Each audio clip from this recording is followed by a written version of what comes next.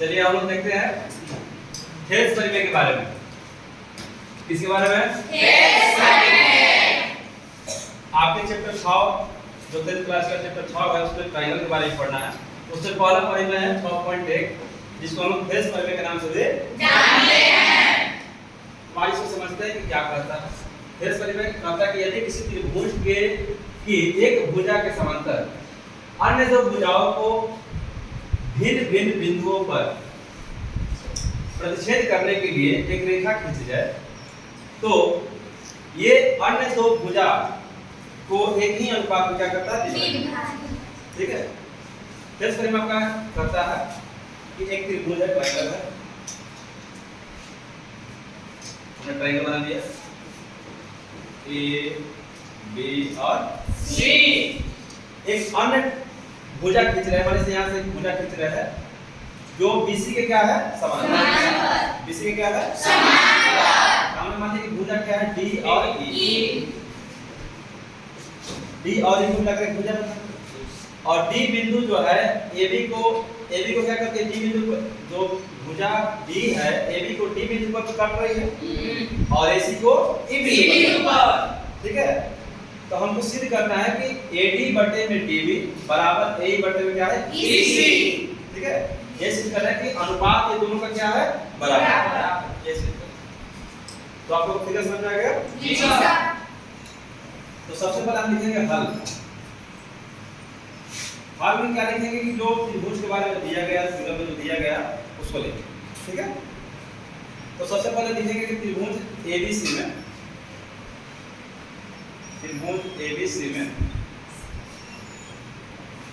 DE समांतर BC। DE समांतर क्या है? BC दिया।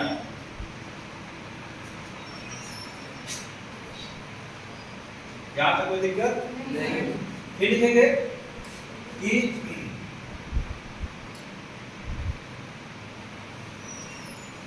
DE भुजा AB को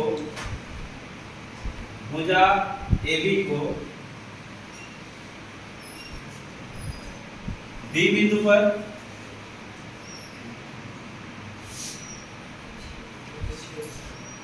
तथा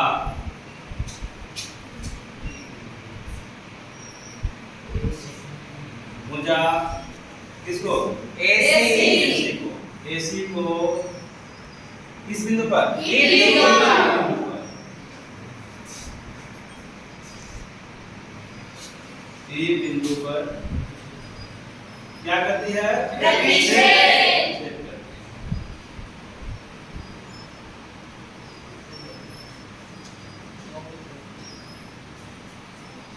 प्रतिच्छेद करती है। यहाँ तक कोई दिक्कत?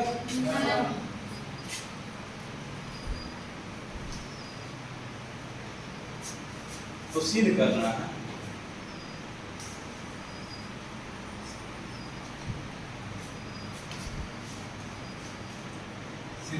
है क्या सिद्ध करना है हमको? AD बटे में यानी भुजा का अनुपात क्या बराबर AD बटे में DB बराबर AE बटे में EC। ये हम लोग क्या करना है? ठीक है। ये तो हम लोग फिगर से लिख दे क्या दिया है, क्या करना है, हल ये लिखे। उसके बाद हम लोग इसमें कुछ रचना करेंगे। बिना रचना किए बनेगा नहीं, क्योंकि त्रिभुज को दिया है तो त्रिभुज का आप क्षेत्रफल ऐसे फाइंड कर सकते हैं बिना लंब का। तो हम लोग को लंब डालना पड़ेगा। ठीक है। तो हम अब यहाँ रचना करेंगे।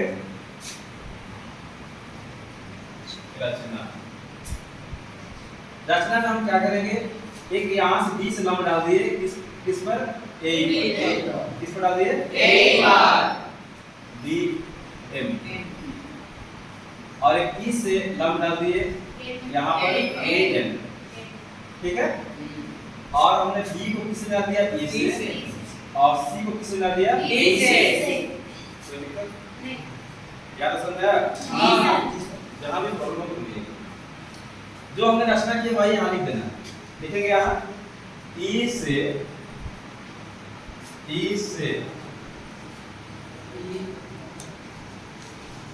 ई एन लंब, ई से ई एन लंब ए बी पर डाला, किस पर डाला? ए पर डाला तथा डी से डी एम लंब,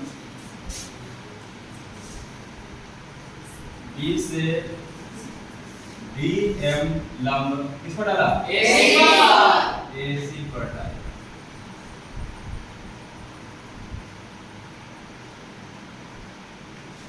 बी को ई से तथा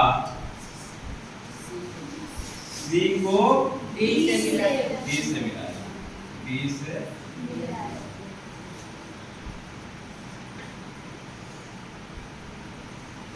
ये हमारा सीखिए ना। लास्ट टाइम हम लोग क्या किए हैं? ई से ई एन लंब ए बी पर डाला, हो जाएगा, तथा डी से डी एम लंब ए सी पर, बी को ई से मिलाया तथा सी को डी से याद से लिखा। अब यहाँ से आपका शुरू होगा प्रमाण। क्या शुरू होगा? प्रमाण। आप सिद्ध कैसे करिएगा? तो कुछ प्रमाण देना पड़ेगा ना। यस यहाँ से प्रमाण शुरू करते हैं। हम लोग इस प्रकार इसको प्रमाणित कर सकते हैं।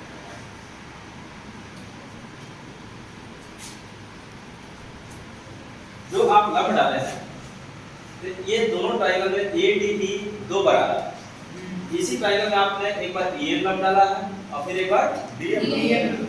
अब ये ट्रायंगल का दो बार हम लोग क्या करेंगे? यूज करेंगे, क्योंकि अलग अलग लंब डाला गया है दो बार। इसका क्षेत्रफल कितने बार निकालेंगे? दो बार। ठीक है, तो सबसे पहले हम लिखेंगे त्रिभुज ए डी ई का क्षेत्रफल, ए डी ई का क्षेत्रफल। तो त्रिभुज का क्षेत्रफल क्या होता है? 1/2 आधार कितना? ऊंचाई। अब इसमें आप आधार किसको मानेंगे? एडी को एडी पर आधार मानिएगा।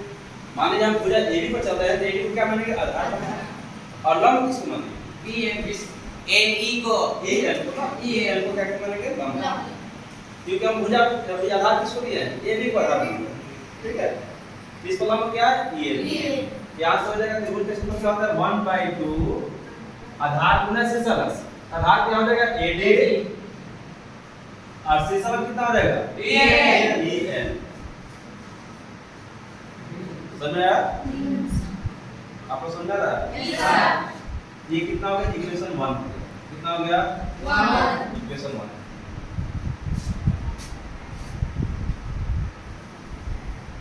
अब चलेंगे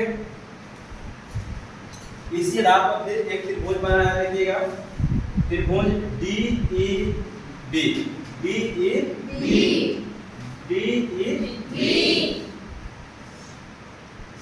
अब लिखेंगे त्रिभुज डी ई बी का क्षेत्रफल, डी ई बी का क्षेत्रफल। ये भी क्या हो जाएगा? 1/2 आधार। आधार क्या होगा? बीडी बीबी, बीबी और शीर्षलंब क्या होगा? ईएन।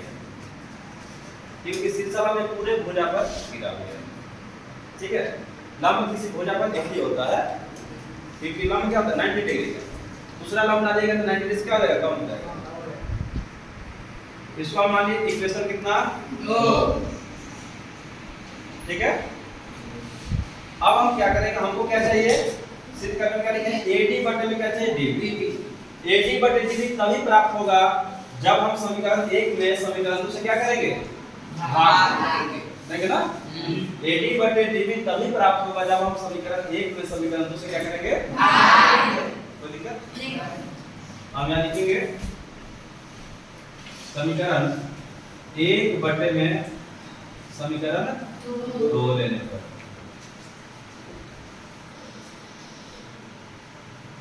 एक बटे समीकरण 2 करिएगा तो क्या आ जाएगा? त्रिभुज ADE का क्षेत्रफल और बटे में आ जाएगा त्रिभुज DEB का क्षेत्रफल। ठीक है, अब यहां से लिखिएगा 1/2 त्रिभुज AD का क्षेत्रफल क्या है 1/2 AD गुने EL और इसका क्षेत्रफल क्या है 1/2 AD गुने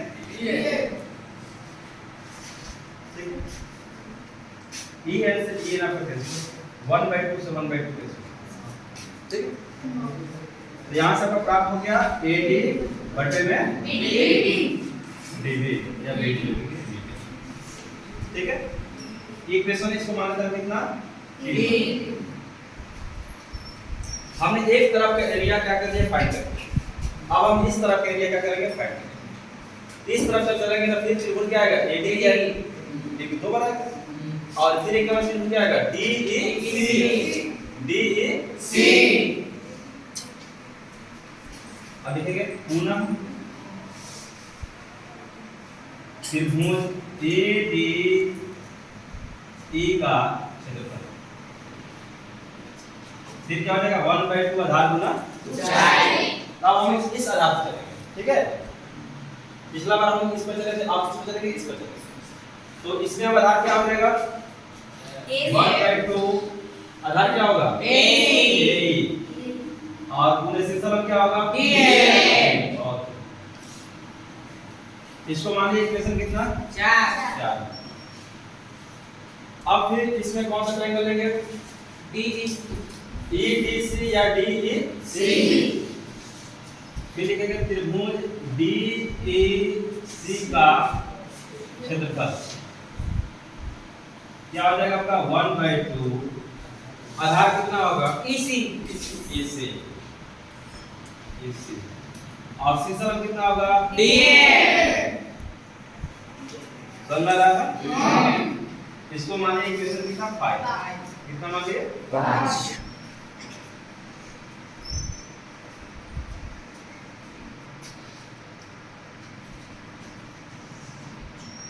अब देखिए यहां से हम लोग AD बटे DB प्राप्त कर लिए अब हमको प्राप्त करना क्या है AE बटे में EC प्राप्त AE बटे में EC तभी आएगा जब हम क्या करेंगे दोनों को क्या करेंगे भाग करेंगे समीकरण 4 को समीकरण 5 से क्या करेंगे भाग करेंगे है ना तभी आएगा AE बटे में EC आप लिखेंगे यहां समीकरण 4 बटे में समीकरण 5 लेने पर तो जब ये आप करिएगा तो कुछ इस प्रकार आ जाएगा त्रिभुज ADE का क्षेत्रफल और बटे में आ जाएगा त्रिभुज DEC का क्षेत्रफल लिखिए तो भैया ADE का क्षेत्रफल आपका है 1/2 AE गुने में DL और उसके बाद 1/2 EC गुने DL देखिए DL से DL कैंसिल हो गया 1/2 से 1/2 कैंसिल यानी आपका यहाँ प्राप्त हो गया AE बटा EC ये समीकरण कितना हो गया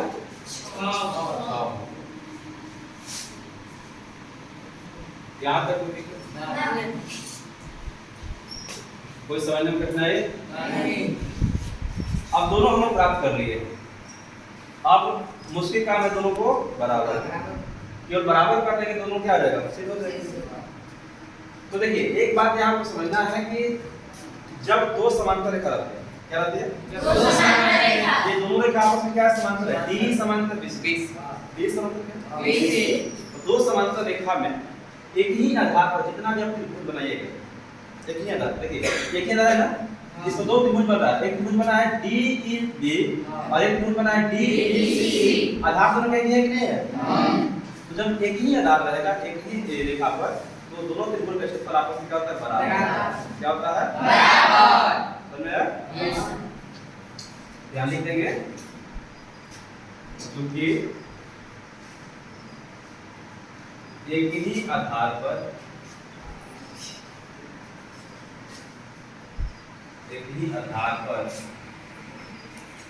स्थित त्रिभुज का क्षेत्रफल बराबर होता है। क्या होता है? बराबर।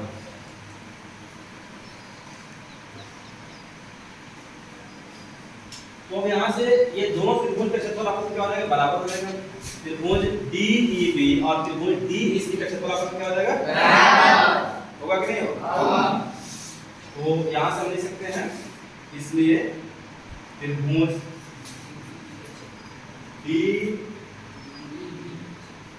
DEB है ना, DEB का क्षेत्रफल और बराबर आ जाएगा त्रिभुज DEC का क्षेत्रफल हो जाएगा। उसके बाद हम लिखेंगे त्रिभुज DE, इसको हम मान लीजिए समीकरण कितना? 7। कितना मान लीजिए? 7। थोड़ा सा रोक दीजिए। चलिए इसके पहले हम देखें त्रिभुज में क्या है, सॉरी समीकरण में है त्रिभुज AD का क्षेत्रफल बटे में त्रिभुज DE का क्षेत्रफल बराबर AD बटे में DB। और फिर समीकरण 6 में आया था त्रिभुज AD का क्षेत्रफल और त्रिभुज DEC का क्षेत्रफल बराबर AE बटे में EC। और फिर समीकरण 7 को हम प्राप्त किए थे त्रिभुज DEB का क्षेत्रफल बराबर त्रिभुज DEC का क्षेत्रफल। अब क्या करेंगे कि हमको ये दोनों को क्या करना है? बराबर करना है। ये दोनों क्या करना है? बराबर। अब ये कैसे दो? अब हम समीकरण 7 का मान या तो 3 में रखेंगे, नहीं तो 6 में। या तो 3 में रखेंगे, नहीं तो 6 में रखेंगे। ठीक है? क्या लिखेंगे? समीकरण 7 का मान समीकरण 3 में रखने को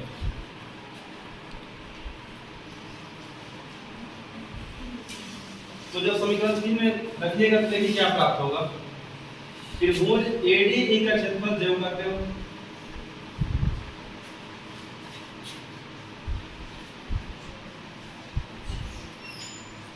और बटे में क्या लिखा है? त्रिभुज DEB का क्षेत्रफल है ना।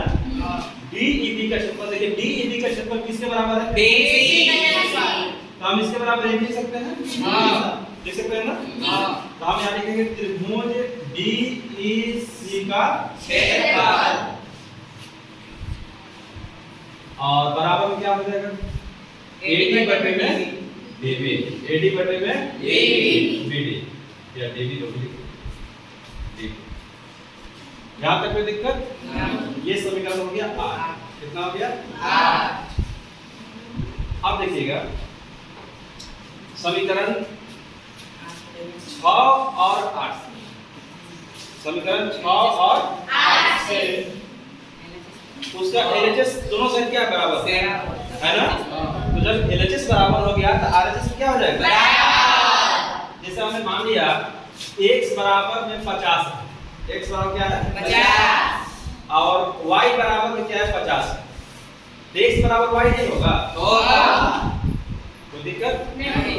तो इस आधार पर हम कह सकते हैं